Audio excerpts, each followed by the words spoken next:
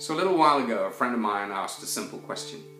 And the question was, when was Jesus' work on earth finished?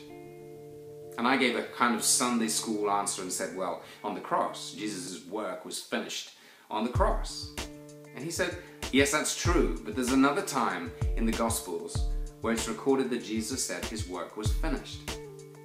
In John's Gospel, in John 17, Jesus is sitting with his disciples. And this is what he says to them. He said, I've given glory to my Father in heaven by completing the work he gave to me. And what was that work? That work was the disciples themselves. His work that he had completed was the making of disciples, but not just disciples who believed in him, but disciples who were going to become the sent ones, the ones he was sending out to love the world in exactly the same way as he had loved the world.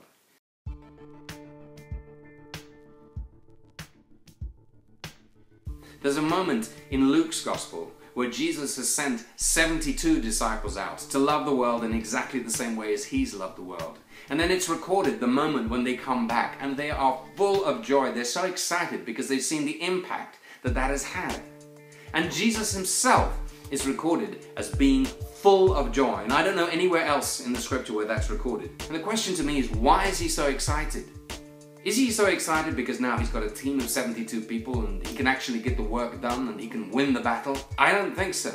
I don't think Jesus needed the disciples to win the battle for him.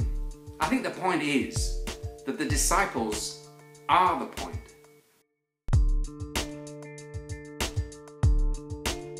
Now, I don't know if you can see, but this is my children's playroom.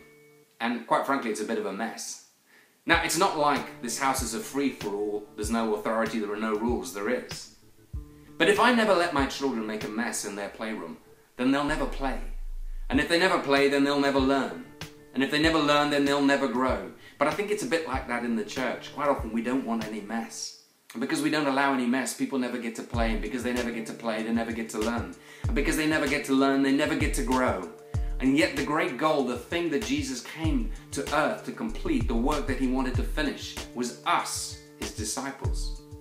And that should be the great joy of the church, is to see disciples being made, people who are being sent out into the world to love the world, just as Jesus loved the world, so they can see what God might do, and come back to the church with reports, as they did in Luke, of the exciting things that they'd seen and experienced.